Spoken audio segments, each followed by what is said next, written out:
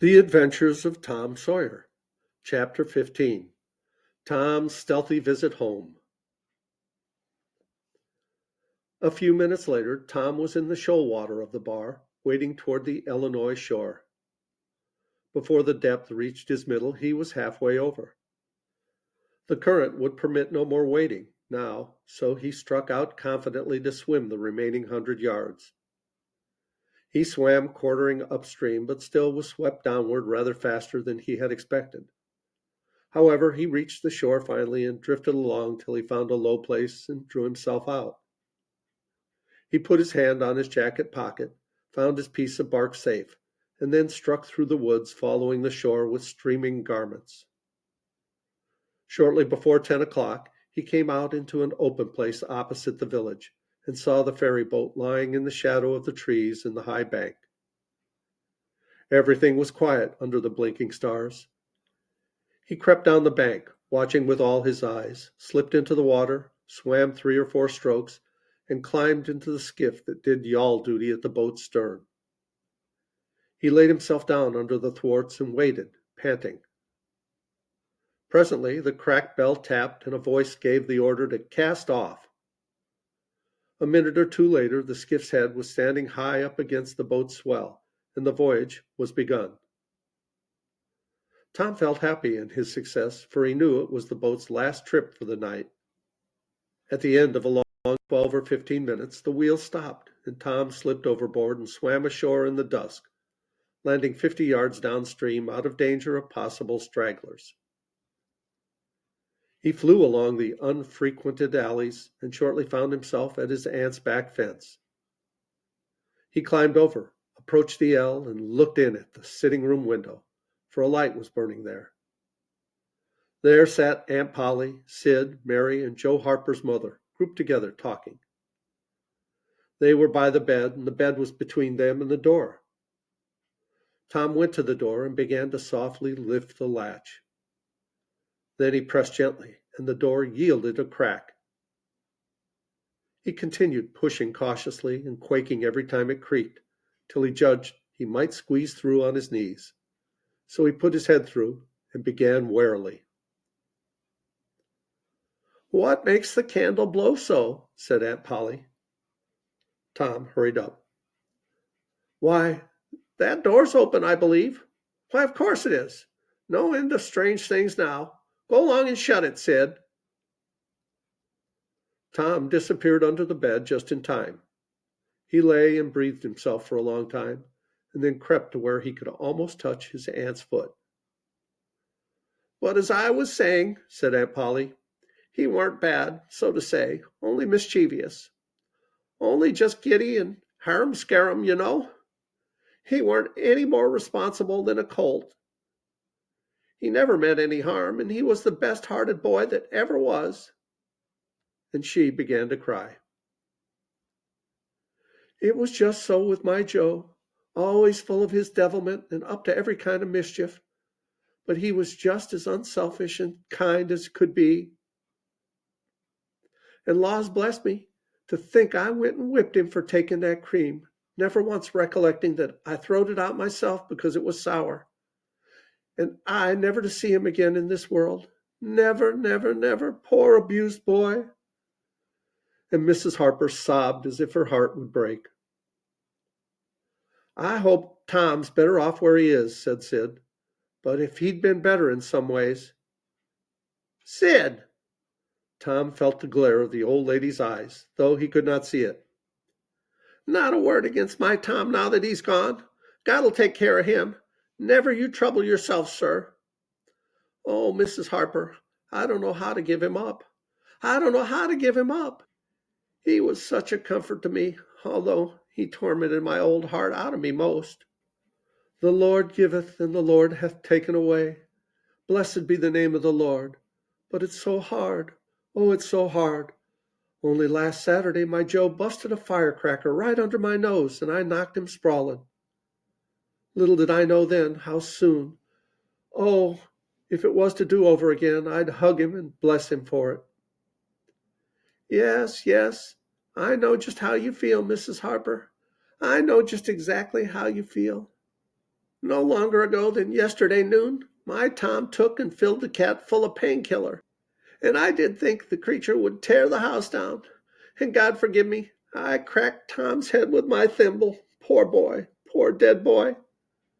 But he's out of all his troubles now, and the last words I ever heard him say was to reproach. But this memory was too much for the old lady, and she broke down entirely. Tom was snuffling now himself, and more in pity of himself than anybody else. He could hear Mary crying and putting in a kindly word for him from time to time. He began to have a nobler opinion of himself than ever before. Still, he was sufficiently touched by his aunt's grief to long to rush out from under the bed and overwhelm her with joy. And the theatrical gorgeousness of the thing appealed strongly to his nature, too. But he resisted and lay still. He went on listening and gathered by odds and ends that it was conjectured at first that the boys had got drowned while taking a swim. Then the small raft had been missed. Next, certain boys said the missing lads had promised the village should hear something soon. The wise heads had put this and that together and decided that the lads had gone off on that raft and would turn up at the next town below presently. But toward noon the raft had been found, lodged against the Missouri shore some 5 or 6 miles below the village. And then hope perished. They must be drowned, else hunger would have driven them home by nightfall, if not sooner. It was believed that the search for the bodies had been a fruitless effort merely because the drowning must have occurred in mid-channel, since the boys, being good swimmers, would otherwise have escaped to shore. This was Wednesday night. If the bodies continued missing until Sunday, all hope would be given over, and the funerals would be preached on that morning. Tom shuddered. Mrs. Harper gave a sobbing good night and turned to go. Then, with a mutual impulse, the two bereaved women flung themselves into each other's arms and had a good, consoling cry, and then parted. Aunt Polly was tender far beyond her wont in her good night to Sid and Mary. Sid snuffled a bit, and Mary went off crying with all her heart.